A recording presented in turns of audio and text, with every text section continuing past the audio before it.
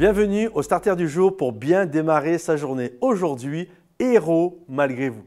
Je crois vraiment que le Seigneur, lorsqu'il nous regarde, voit en nous des héros, malgré qui nous sommes, malgré nos défauts, malgré parfois nos infirmités. Il nous considère comme des héros. Vous savez, souvent, lorsque nous pensons à ce mot « héros », nous voyons tout le temps des histoires tellement extraordinaires. Ça fait un peu comme des êtres mi-humains, mi-dieux. Vous savez, Superman, Wonder Woman, enfin tous ceux qui s'appellent man, woman, etc. Et la réalité dans le monde chrétien, c'est un peu la même chose.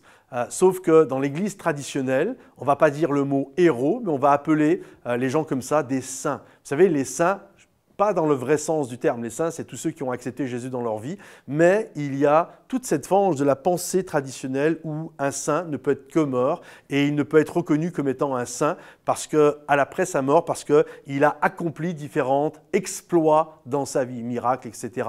Et donc c'est là où on va dire que c'est un saint, quelque part c'est un héros, c'est quelqu'un qui a fait des prodiges et des miracles. Sauf que dans la parole de Dieu, un saint, c'est toi, c'est moi, c'est tous ceux qui ont été mis à part par Jésus, pour le suivre, pour l'aimer, pour l'honorer.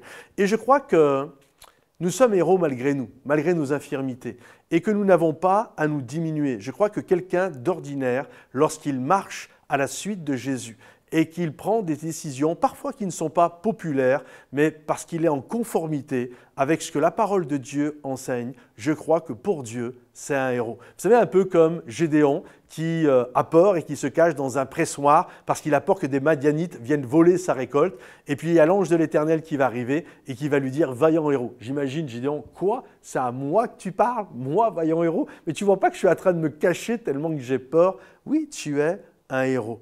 Et je crois que ceux qui sont des héros, c'est ceux qui obéissent à la volonté de Dieu.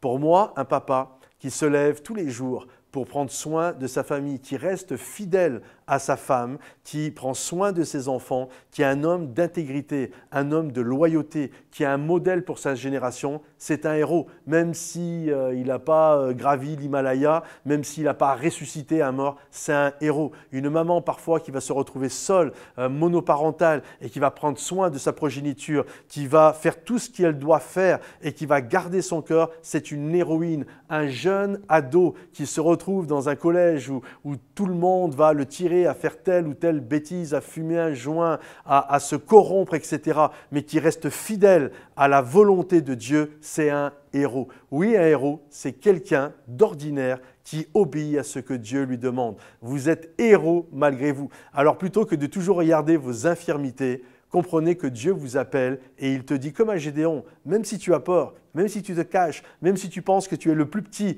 que ta famille est petite et que tu es pauvre et que tu te caches dans une caverne, Dieu te dit vaillant héros. Alors je t'encourage aujourd'hui, l'Esprit de Dieu est sur toi et accomplis ce que Dieu veut pour ta vie simplement et marche avec intégrité devant lui. Que Dieu te bénisse, que Dieu t'encourage. Si ce message t'a béni, pense à le liker, le partager, également le commenter. Et on se donne rendez-vous sur momentumsansfrontières.com. Bye bye.